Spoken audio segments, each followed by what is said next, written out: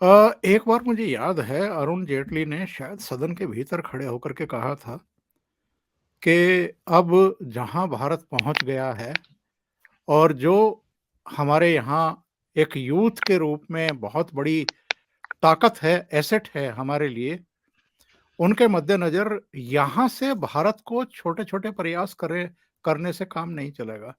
एक बहुत लंबी छलांग लेनी पड़ेगी हम लोगों को। तो क्या भारत वाक़ई उस छलांग के लिए अपने को तैयार कर चुका है? क्योंकि हम जिस तरह के रिएक्शन देखते हैं अंतर्राष्ट्रीय स्तर पर, चाहे अमेरिका का कोई मंत्री बोल रहा हो या दूसरे देशों के यूरोपियन कंट्रीज में तो खैर एक ईर्ष्या का भाव भी है भारत को लेकर के, लेकिन गल्फ के कुछ देशों के मंत्रियों के बयान मैंने देखे हैं।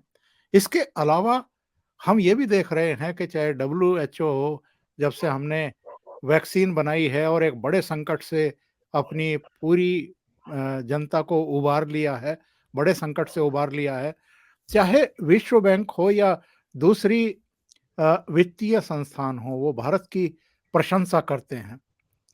तो क्या वाकई अब ऐसा एक जगह आ गई है, पॉइंट आ गया है कि जहां से हम एक लंबी छलांग ले सकते हैं? सर अभी हम स्टार्ट हो रहे हैं, जिसे कहते हैं ना कि ये हमारा अभी इंजन गर्म हो रहा है, अभी हमने रफ्तार नहीं पकड़ी। उसके दो कारण। अभी जितना हम लोगों ने एनर्जी लगाई है वो हमने लगाई है फिजिकल इंफ्रास्ट्रक्चर पे। अभी भी जहां पे कमी है और जिसमें हम सब जिम्मेवार हैं वो है हमारी मानसिकता। भारत की मानसिकता को बदलना होगा। उसके लिए हमें अपने एजुकेशन सिस्टम पे, अपने स्किल डेवलपमेंट पे ध्यान देना होगा। अभी भी हमारे यहां पे चलता है कॉन्सेप्ट है, हम अभी भी एक्सीलेंस पे फोकस नहीं कर रहे हैं, अभी भी हम परफॉर्मेंस पे फोकस नहीं कर रहे हैं, अभी भी हम शॉर्टकट पे भरोसा करते हैं। वो क्योंकि 75 साल हम लोगों ने जिस कमियों से गुजारा है, किसी तरह से हम अपना पैर गेट में फंसाने की कोशिश कर रहे हैं। अभी भी हम बदलती हुई दुनिया को एक्सेप्ट नहीं कर पा रहे हैं, क्योंकि हमारे सब समाज में इतनी हम लोगों ने दुश्वारियां देखी हैं, कंस्ट्रेंट्स देखे हैं, मजबूरियां देखी हैं कि हमारी कहीं ना कहीं सोच में थोड़ी सी कुंठा रह गई है। जिस दिन इस देश का युवा और जिस देश का नागरिक उस कुंठा से बाहर निकलेगा और यह सोच लेगा कि हिंदुस्तान में कोई मिलावटी खाना नहीं बनाएगा, इस देश में हम डुप्लीकेट दवाइयां नहीं बेचेंगे, वो जो हमारा जो मेंटल करप्शन है, जो हमारे अलग अलग क्षेत्रों में, चाहे वो पुलिस का करप्शन है, चाहे हमारी इंडस्ट्री में घटिया क्वालिटी बना के माल बेचने का करप्शन है, चाहे हमारे यहाँ फाइलों पे बैठ के अपनी पावर दिखाने का मानसिक करप्शन है, मानसिक रोग है, और राजनेताओं को टैक्स पेयर के पैसे पे मजे करने का जो शौक है, जब तक ये मानसिकता इस देश से नहीं जाएगी, हमारी मुश्किलें, हमारी मेहनत ज्यादा मांगेगी। जिस दिन ये मानसिकता से हम बाहर निकल गए, हिंदुस्तान को कोई नहीं रोक पाएगा। जिस रफ्तार से ये देश बदलेगा, क्योंकि सर जब 140 करोड़ लोग प्रयास करेंगे, दुनिया की कौन सी ताकत रोक पाएगी सर? और टैलेंट है हमारे पास, ये पूरी दुनिया ने देखा है। आज हमारे यहां लोग रेस्पेक्ट क्यों कर रहे हैं लोगों का? उनको ये पता है कि दुनिया के बेस्ट ऑफ द मैनेजर्स हम दे रहे हैं, दुनिया के बेस्ट ऑफ द साइंटिस्ट हम दे रहे हैं, दुनिया के बेस्ट ऑफ द डॉक्टर्स हम दे रहे हैं, दुनिया में जहां स्किल सेट चाहिए हम कंट्रीब्यूट कर रहे हैं, हमारी defence forces best of the option दे रही हैं।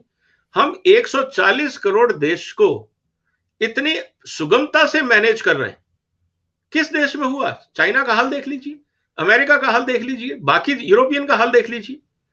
वो हमारे से पॉपुलेशन के मामले में 1/3 1/4 है, और वो कोविड नहीं मैनेज कर पा रहे। तो इस देश की जो क्षमता है वो दुनिया देख रही है, सिर्फ पॉलिटिकल लीडरशिप नहीं, सामाजिक क्षमता। क्योंकि कोई भी political leader law and order नहीं मेंटेन कर सकता अगर समाज साथ नहीं देता, अगर समाज का वैल्यू सिस्टम खराब है।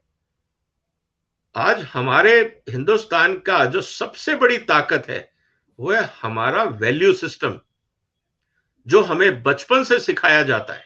आज हम पर्यावरण की बात कर रहे हैं सर, दुनिया में कौन सा ऐसा समाज है जो नदियों की पूजा करता हो? कौन सा ऐसा समाज है जो पहाड़ों की पूजा करता हो? कौन सा ऐसा समाज है जो पेड़ों की पूजा करता हो? कौन सा ऐसा समाज है पशु पक्षियों की पूजा करता हो? कौन सा समाज है? हम थ्योरेटिकली बात करते हैं we should maintain environment, climate change, करता कोई नहीं है, सब उसका दोहन करते हैं।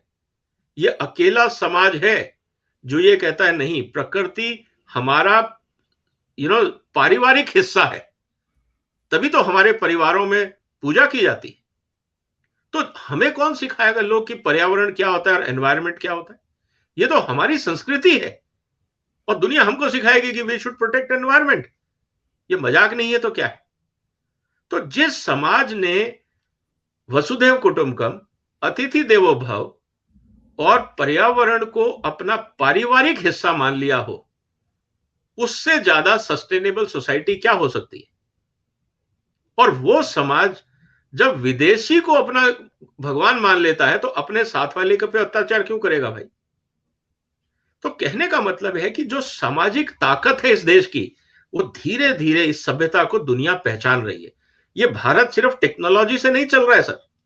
ईमेल तो सबके पास है, डिजिटल करेंसी सबके पास है, इंडस्ट्रियलाइजेशन सबके पास है, लेकिन ये सामाजिक वैल्यू सिस्टम किसी देश के पास नहीं है। और ये जो इस देश की ताकत है, जो इस देश को पॉलिटिकल और सोशल स्टेबिलिटी देती है, इसमें दुनिया को संभावनाएं दिख रही है कि ये देश कहीं नहीं बिगड़ेगा। यहां जितना मर्जी इन्वेस्ट कर लो, कुछ नहीं होगा। हाँ, छोटे मोटे लोग दंगा प्रसाद करते रहेंगे, उछल कूद, जैसा हमने कहा ट्रंप साहब के ट्रैवल के समय, ऐसे लोगों को ठिकाने भी हम समाज में लगा देंगे, हमें कोई मुश्किल नहीं है।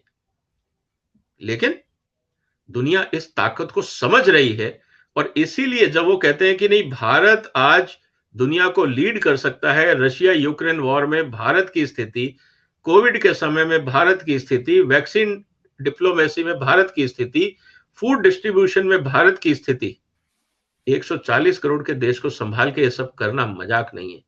और ये कोई सरकार नहीं कर सकती, ये समाज करता है।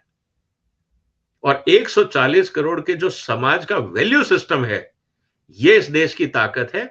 गवर्नेंस तो सिर्फ रिसोर्स एलोकेशन करती है, सरकार तो रिसोर्स एलोकेट करती है, इसके आगे कुछ नहीं कर सकती। वो समाज करता है और समाज की ताकत दुनिया पहचान रही है, इसीलिए उनको भारत में ताकत दिख रही है।